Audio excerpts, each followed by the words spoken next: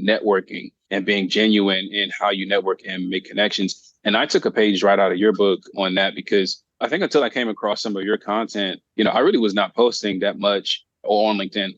And it's partially because I think it was a little bit of fear. I just was a little nervous to share what I'm doing. I was worried about what people would think and all these things. But I was like, you know what? I look at the way that you share and uplift people. And it really occurred to me that, I'm helping people. I'm giving value to people. And there are people who actually want the information. Your network is your net worth. Come listen to some of the most successful people I know share invaluable knowledge, stories, and advice in real estate, business, and beyond. This is Weiss Advice. Whether you want to take your business or personal life to the next level, look no further. Welcome back to another episode of Weiss Advice. I am your host, Yona Weiss. Grateful to be here today with another incredible guest. Welcoming to the show, Brandon Jenkins. What is going on, my friend? Yona, how you doing, man? I am starstruck and awestruck. No, look, it's a pleasure to be on the show, man. I really appreciate you having me on here. It's really the pleasure is mine. You gracefully and gratefully, hosted me on your show not too long ago, which was incredible. And I'm just, excited to get to know a little bit more about you and what you're working on lately. Yeah, no, absolutely. I'm delighted to share. And again, I really appreciate you being on my show as well and adding so much value. Yeah, it's, in terms of what we've been working on lately, so just for those who aren't familiar with me, my name is Brandon Jenkins. I'm the founder of Birch Prosper. And the podcast that we're referring to is called The Capital Stack. So I started that over a year ago, and where I sort of educate passive investors. I also support active investors to kind of help get their message out there as well, share the platform a bit. But yeah, no, I've just been kind of working on, continuing to underwrite deals. We're in a challenging economy here, but I think there are deals to be had in any economy. In fact, we've closed 2 deals in the past 3 months. That's so pretty really amazing. Excited about that. Yeah. I mean, that's a whole conversation for itself, because in this environment right now, like you said, it's very difficult for a lot of people to find deals, to find things that make sense, especially with the high interest rates going on. We talked about this a lot on the show recently, but I mean, what type of deals are these that you close? These are multifamily? Yeah. So they're multifamily. One was, they're both Class A. One was a new construction. So it's a 2021 build. And it's kind of mixed use. I mean, it's 295 residential. It's got 18 triple net commercial units on the main floor there. So, oh, nice. Yeah, really excited about that one. We got that from a developer. And naturally, as you know, developers usually, they aren't in the game to operate. They intend to lease it up and then hand it over to an operator. Mm-hmm. So we got it from them. They had a beautiful loan on it. So they had a HUD loan, 40-year loan at just under 3.5%. So we assumed that loan and we have 38 years left on that. So that's amazing. Incredible deal there. That's the type of asset that you can, I mean, I'm sure there are investors involved and you have a business plan, but that's the type of asset that you could hold forever. Yeah. The triple net, especially with the triple net commercial leases. I mean, I don't know what your business plan is or what your partner's business plan is, but something like that, if I had a property like that, just me personally, I'd try to just buy out the investors at a certain point, Yeah. Just keep it as a legacy property. Absolutely. I agree 100%. I mean, it definitely is the type of asset, the type of deal structure that you hold on to. The other thing is the market is incredible. So it's in Northwest Arkansas, where there's a lot of increased focus. In the past, there really wasn't a lot of activity there. There's growth there, but there just wasn't a lot of activity in terms of deal flow. And we're seeing this kind of boom now in deal flow. And it's also a supply constrained market. So it's got a lot of economic growth. It's got a lot of population growth and all these things, but we're still in a supply constrained spot there. So a lot of things that are in our favor for that particular deal. So we're really excited about it. Yeah, it's amazing. And Northwest Arkansas happens to be an incredible market. Not too well known out there in terms of the big markets where a lot of players are finding deals, but because of, Walmart's headquarters are there and so many other things, beautiful from what I've heard, I've never visited, but beautiful, national parks and a lot of tourists coming through the area as well. Yeah. One thing that's kind of not well known is that it's like the biking capital of the country, or maybe of the world, I think. The biking. Oh, biking. Cycling. Okay. But yeah, it's like a world-renowned location to go if you're an avid cyclist and stuff. And so there's a lot that I discovered there. Walmart, they also have like a rule essentially where all of their vendors need to have representation there local to that area. So there are people who are physically there from each company that Walmart has their products of. So that's sort of like, indirectly or maybe directly sort of boosted that local economy as well. Yeah, it's like they have basically a very big influence on the city itself, the Yeah. area. That's incredible. It's amazing how one company can have such an influence on a locale like that. Fascinating. Yeah, so tell me Yeah. about the other deal that you just did recently. So the other deal is in the Northeast Houston submarket. So it's in Humble, but it's the Northeast Houston submarket there. And it's right close. It's 5 minutes from the largest commercial development in Houston, which is really saying something because, Houston, I mean, it's the fourth largest city in the nation. And so there's just any development they do is enormous. I lived there for 10 years, and so I can speak firsthand to it. But the development is called Generation Park. So it's this huge, it's projected to be a $12 billion development, and they're $2 billion into it. So the asset is a 2013 construction, still a Class A property. It's 257 units. And so our plan is to kind of go in and do some value add or some management issues that, they really made this a good opportunity for us. We got to set a huge discount to market and to value to the tune of $12 million. So, and that's the thing is like, because we're talking about the challenges that we're seeing in the marketplace right now. And I do think it will take unique opportunities, at least here in the near term, because I actually think that, looking deeper into 2024, we're going to see more opportunities that where you'll need to have less of a unique, sort of angle. Yeah. But in the near term, I do think finding those kinds of opportunities is really where the value is right now. Absolutely. So let's take a step back for a second, Brandon. What is Birch Prosper? I mean, it's a beautiful name. It kind of just has this ring to it, but where's the idea? What's the idea behind the meaning of that? I know a lot of people put a lot of thought into the meaning behind their company name. Absolutely. I would love to share that. And this is the first time that anyone has asked me that on the podcast. So I appreciate it. So here's my thing. So I combine the concept of kind of growth, really of nurturing wealth, also multiple streams of income. So if you look at a birch tree, depending on the type of birch, underground, it'll have a strong root system. But when it broaches the surface, then it'll have a multi-stem tree. Yeah. And so if you look at it, it can have some of them can have as many like 8 or more. So it'll come out and it'll sort of fan out, but all contribute to the same foliage. And so that's something that for me is really important to me because I care a lot about having multiple streams of income. I care a lot about making sure that you are covered in terms of, you have income, different things that generate income for you and protect you, and they all work in concert really toward one goal.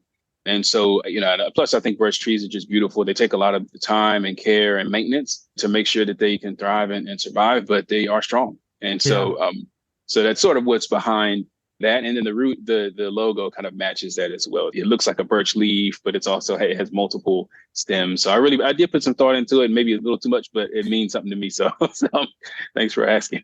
No, absolutely. I always find it fascinating where the names of companies come from. And it's clear that there was a lot of thought that went into that. So I appreciate you explaining that and sharing that with us. So I want to, again, take a little back step. We talked about what you're doing right now, but how did you come to that? Because I know you were in the oil and gas industry. You were an engineer for many years. And tell me a bit how you found real estate and where you first, came to the idea of, going into real estate full time. Absolutely. Absolutely. So like you mentioned, I worked in oil and gas for a long time. So I started off as a drilling engineer. So I worked on oil rigs, down in shale plays. And then I worked offshore. I really loved what I did. It's a tough business, but really good people get to work on some amazing projects. One thing about the oil and gas business is that it can be volatile, right? So it's tied to a commodity. And so when the price falls, then there is usually a reaction in the form of a personnel reduction. So it's going to be a headcount reduction. And oil and gas is one of the industries that is very responsive to that. Okay. So I worked through 3 downturns, the second of which was a major, major downturn.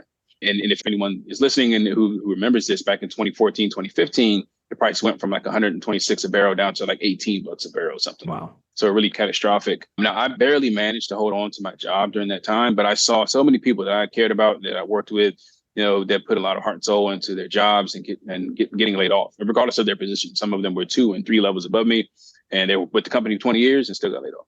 So, I'd always been interested in building wealth. But that was the catalyst for me that said, okay, well, I need to go from interest to action.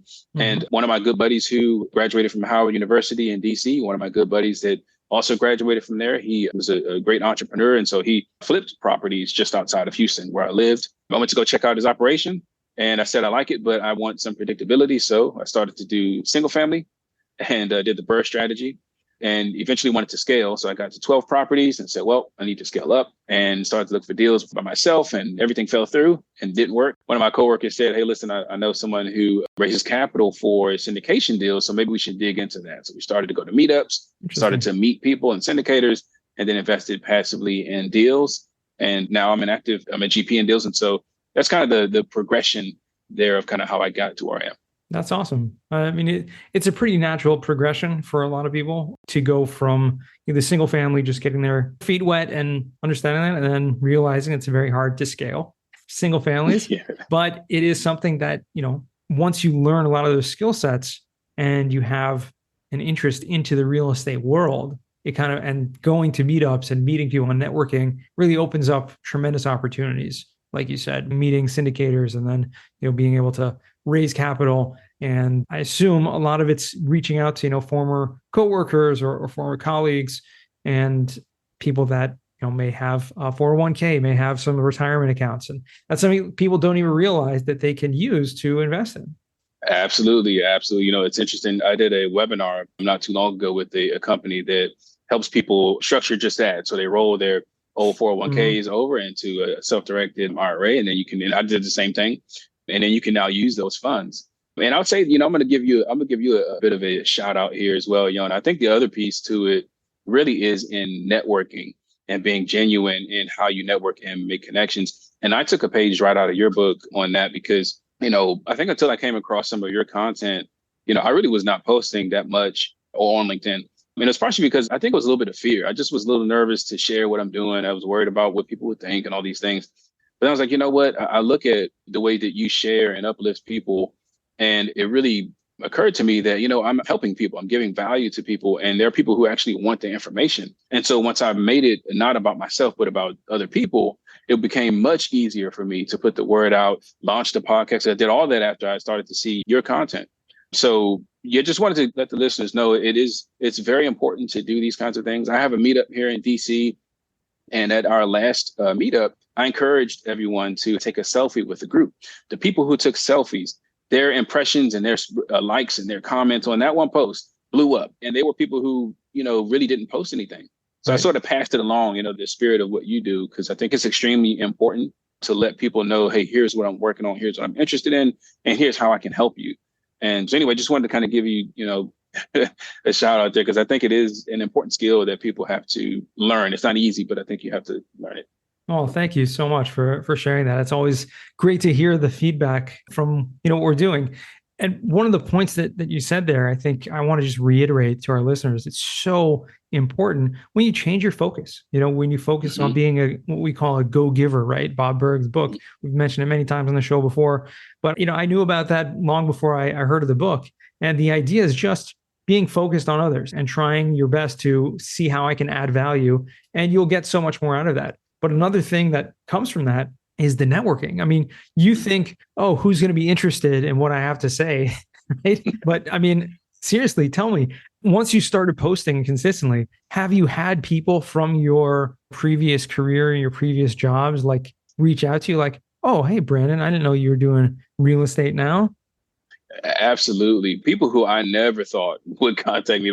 I've had people who were several levels above me kind of reach out and say, hey, I want to connect you with someone. And it's not as if we were having kind of this one-to-one or this face-to-face dialogue at the time. And you're right. That's another thing that I think people have to realize is it's not always easy to directly see what's this one piece of content that I put out. What's the return on that? I've had people ask me, hey, I'm thinking about launching a podcast. What's the ROI on your podcast? And I just tell them, I understand the question, because what they're trying to get at is, what am I going to get from my effort? But I always tell them that, hey, listen, I've had people come up and they're now my investors, and they've said, this one comment you made on a podcast about being able to speak directly to someone who is lead GP on a deal versus, trying to get a hold of your mutual fund manager, where you can never get a hold of a mutual fund manager. But you can pick up the phone and call someone who was a lead syndicator. So this guy pointed out and said that one point right there was enough for me to pick up the phone, talk to you, and get on this deal with you. And so you don't know, like you said, you focus on others, focus on giving value, and just let that be that. I think that it sort of flips the whole concept that most of us approach this with on its head, but that is what you have to do. You have to focus on giving value and leave it at that. Really.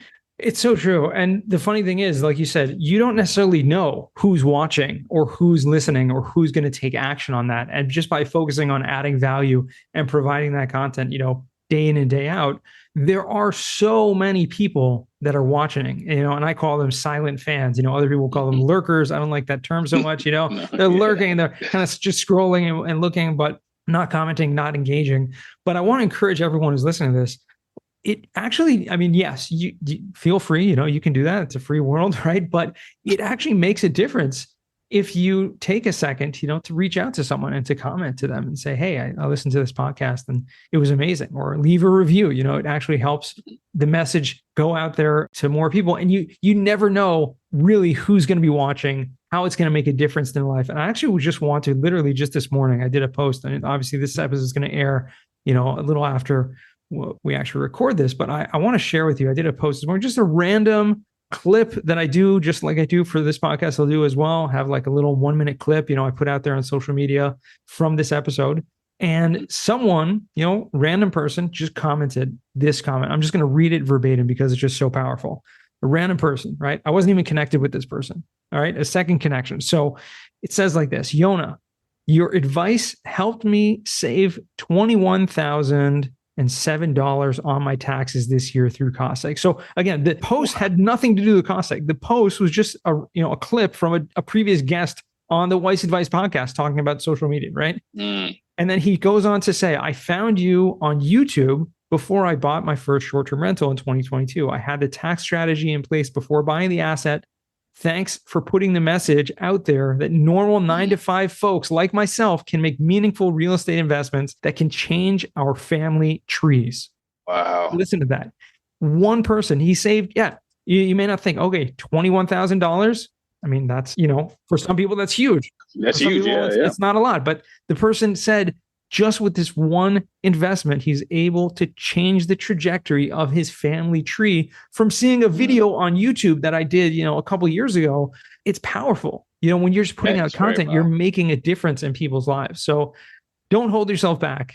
I encourage people to, put yourself out there. You have something to share. You have a story to share. You have value to share. Do it. You can change. And again, like you said, you may not see the ROI. You don't see it directly necessarily. Like, I would never have known this fact unless this person decided to comment that comment on my post. But it's amazing to see that it's really, it is helping people. Yeah, that is extremely powerful. And just to hear the way they phrase that as well, to changing their family trees. Because the thing is, I think for people who are considering stepping into the thought leadership space, that's the reality of what your information can do for people, is that it really can impact the trajectory of their lives, of their families' lives. It can, have this ripple effect where they might change the mindsets of the people who are closest to them. And so let that be your motivation. For people who are saying that I want to, but I don't know what the return is, let that be your return, is that you make such a strong impact on people that you are changing their lives. And you don't always have to, but when you do, it is that much more fulfilling. And so, it is the opposite of what most people say. If I do take this action, I must get this result, and I must get it in the near term. Say, no, that's just not how it works. That's not as fulfilling anyway. You dig in. Sure, you don't know exactly what you're going to get out of it, but you need to know that the content and information you put out is beneficial to people. And so I think that's the best way to approach this. So 100%. It's so true. And, you don't have to be, an influencer or a thought leader in that regard. It's just being consistent, because it will help you in whatever you're doing, growing your brand, growing your connections, networking with people. And again, it doesn't even have to be that you are posting regularly. It doesn't have to be that you are sharing content. You can just be commenting, just showing up and making a difference and making those comments. Giving feedback goes a long way. So highly encourage people to do that, whether it's on LinkedIn or on Instagram or Twitter, or whatever it is, whatever your preferred platform is. Not Threads, apparently. That kind of that just showed up and disappeared within a week or so. But I think it's a really important fact. So Brandon, what are you seeing? Obviously you've been able to, with your team, with your investors, close 2 deals this year. That's pretty impressive. I think for a lot of people, it's hard to find the deals. How are you going about finding these type of deals? Yeah, so I still work with brokers directly and kind of make it clear kind of what, what your criteria is. So you're going to, and I know that the rule of thumb is you underwrite about 100 deals in order to find that one. And sure, you're going to have to underwrite a little bit more. So it's still going to take even more persistence and discipline than it did in the past.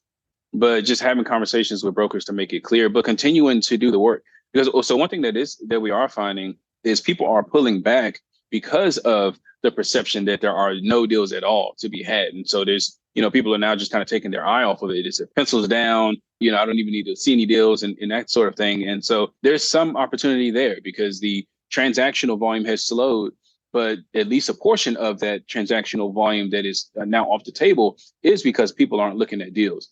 So I think there's value there. I would also say that, so that's how I'm finding deals, right? Is still through broker relationships and relationships with partners and investors. I'll say also, though, that this is a time to build up sort of that social equity. There's a lot that we're talking about now, which is like brand equity, right?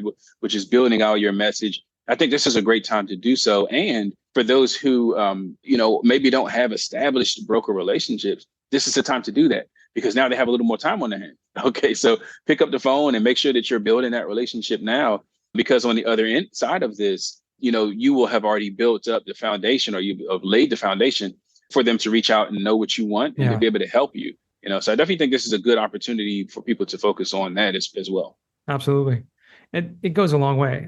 So tell me a little bit more about the networking aspect. You have a local meetup in your Washington, D.C. area. Mm-hmm. That's right? Yep. How did you come about? Or you started this on your own, or you had other people involved? And what does that look like? Maybe someone listening to this is in the D.C. area and is gonna come check out your next in-person meetup. Sure. So it's called the DMV Apartment Investor Community. And I started this primarily because when I lived in Houston, there were a ton of meetups there that I would attend. And when my wife and when we moved back here, we kind of noticed that, well, there really aren't that many here that are very active. I think there were a few pre-COVID, but we noticed that there weren't that many. So I was like, you know what, I guess I have to start it. And it's interesting because before that, I keep telling people that I was not the kind of person that would just raise my hand to go start something like that. I was not the kind of person that would raise my hand to start a podcast, to do all this networking. But I've had to embrace being uncomfortable. That's what I share with people as well, is that it's not when people say that, get uncomfortable and there is opportunity on the other side of comfort. It's a real statement. I found that out, because I was an introvert and, I still am to some extent. Here I am doing all these things. So it's called the DMV Apartment Investor Community. It's on meetup.com is where the main thing is to sign up. We have both in-person and virtual events. So we have every second Saturday of the month, we have an in-person event. It's in Alexandria, so it's close to DC, just across the bridge there. And then we have a virtual one every fourth Saturday of the month. And so we just started the virtual piece. So, it'll be good because we can kind of reach, have guests on, maybe like yourself, and to kind of help out and educate and these kinds of things. So, yeah. Absolutely. Well, I don't roll on Shabbos, so it's not going to happen on Saturday if we do it. But definitely another time. I'd love to join you on any virtual meetup. But it's an incredible way to network, to know people in your local community, to help build those local relationships. I mean, even if you're not investing in DC per se, but you're going to find people who are like-minded and who are also maybe looking to do what you're doing. So I highly encourage anyone to check out your local meetups in, wherever you are. I mean, if you're not in the DMV area, you can definitely find one in your local area. Go to meetup.com or check out LinkedIn. There's a lot of people posting about meetups going on there, or reach out to me. I happen to know a lot of people all over the country and we'll point you in the right direction. So definitely try that out. And the fact that you, Brandon, decided to do this on your own, it's like, taking that initiative where, hey, who am I to start a podcast? Who am I to start a meetup? Yeah. But in the end of the day, you end up becoming that leader, taking that role, and it inspires others to maybe do the same later on. Like you may have someone who's at your meetup and like, have enjoyed this so much. And then they end up moving to who knows where, Atlanta or whatever. And they're like, hey, I don't see a local meetup here. I'm going to start my own. And you never know where that's going to lead. So it really goes back to what we're talking about at the beginning about being that go-giver, just doing for others and seeing the incredible results that come from that. Yeah, absolutely. Absolutely. And it's just, to me, I've really grown to enjoy hearing how people are working, they're partnering on different projects, and a lot of them, they'll connect there at the meetup and then they'll meet outside of the meetup. And, we're sharing networks now because we're all connecting on LinkedIn. And so it's just really powerful to see kind of the collective growth through collective intelligence, and everyone sort of bringing their backgrounds and their goals together to learn and then to move forward. And so it feels really good. It's just, I mean, like I said, for me, when I started the first meetup, I was very nervous. And I tell people, I'm a little nervous before I get up there and speak at each one of them. But it just, again, I think about the people who will benefit from it. And so the nervousness, it stays there, but I'll power right on through it because it's like, I understand that this is for them. For sure. And so it just feels good to do it. And one thing that I've done a lot of public speaking in the past as well. And there's always that bit of nervousness. Everyone has that. And even the greatest performers in the world have that. So it's not something that is doesn't go away. Yeah, it doesn't go away. And I remember we talked about this. Michael Port has an incredible book, which I highly recommend for anyone who's interested in public speaking or just communication in general. It's a book called Steal the Show by Michael Port. He talks about there, he's one of the greatest, he was an actor in Law and Order, and he was, a famous, he's a famous speaker, et cetera, keynote. And he talks about there that feeling of nervousness that every time he goes up, and he was a Broadway performer, and everything like that, but you still get that feeling. But again, when you're focusing on the audience and the crowd, who's going to hear this message, all that, kind of gets pushed aside when you change your focus. It really does. It really does. And that's exactly what has helped me. And now that's something that I'm pursuing as a goal now, to be honest, is to kind of speak on more platforms and embrace that nervousness. That means I'm about to deliver something good. So I just I'm going full into it, so I enjoy it. Yep. Good for you. That's awesome to hear. Well, Brandon, I want to transition now to what we call the final four. These are 4 questions I ask all my guests. First question for you is, what's the worst job that you ever had? All right. The worst job that I have ever had is I was a janitor at a hair salon. And this was before I was in high school, but there was a neighbor of ours. She had a hair salon that was kind of like right down the street from us, basically. And so I would go up there and then help her by cleaning it up. And so that was pretty rough, but that's probably the worst job I've had.